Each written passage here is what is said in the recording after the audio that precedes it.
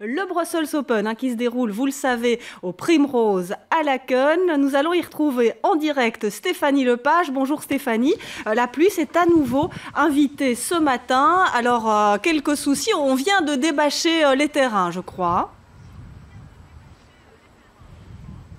Oui, en effet, Valérie, on sourit à nouveau ici au Primrose. Les terrains viennent d'être débâchés. Les matchs ont repris pour l'instant. C'est un quart de finale qui a lieu.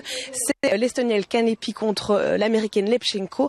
Et évidemment, on est ravis ici au Primrose car on avait pris un petit peu de retard. Aujourd'hui, normalement, c'était les demi-finales et on a encore 2 quarts de finale à jouer. Donc, on est content de pouvoir reprendre. Pour rappel, on n'a plus de Belges en lice. Hier, Kirsten Flipken s'est inclinée contre une autre Américaine, Jamie Hampton, en 3-7. 3-6, 6-4, 5-7, alors qu'elle tenait le match en main. Elle a même eu une balle de match dans le dernier set. Elle s'est malheureusement inclinée.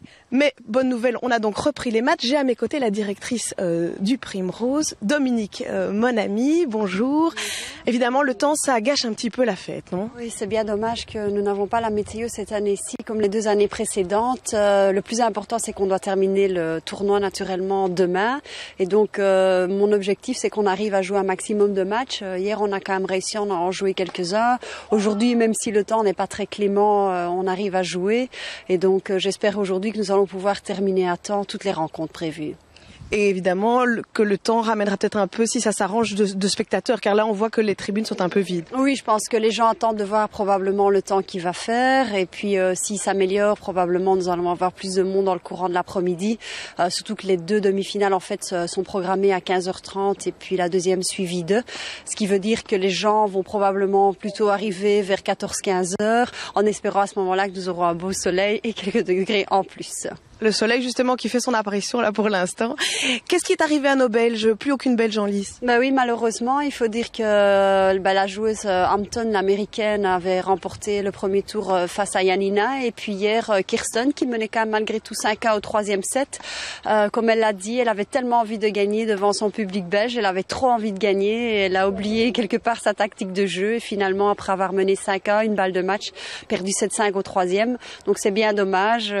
Comme je dis, c'est souvent très difficile quand on joue dans son propre pays. Naturellement, il y a une pression supplémentaire, mais en tout cas, ça fait plaisir de pouvoir quand même les voir jouer. On aurait bien aimé naturellement que toutes les deux arrivent à se hisser quart, demi ou finale.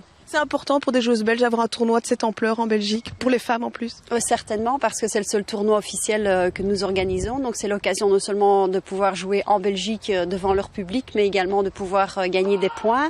Et puis surtout de donner la chance à des plus jeunes qui n'ont pas la possibilité de rentrer directement dans le tableau final, de recevoir une invitation, comme Alison Van Uytvanck, qui malheureusement a perdu au premier tour cette année. L'année passée a bien bénéficié de cette wildcard puisqu'elle s'était ici au quart de finale.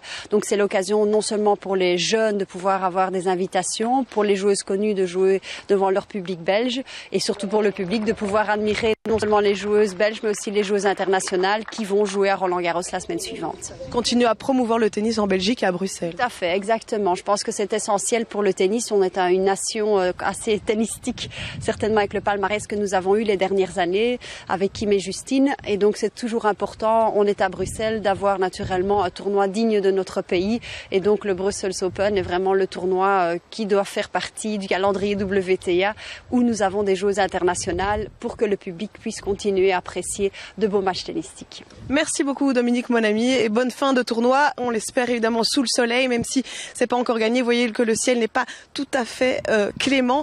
Mais si ça continue comme ça, en tout cas les 2 quarts de finale pourront se jouer. On a maintenant Kanepi Lepchenko, suivra Jamie Hampton, donc la tombeuse des 2 dernières Belges en lice, contre, rappelez-moi, Moni Vinci, voilà, qui est la tête de série numéro 2. Un beau programme quand même, malgré tout.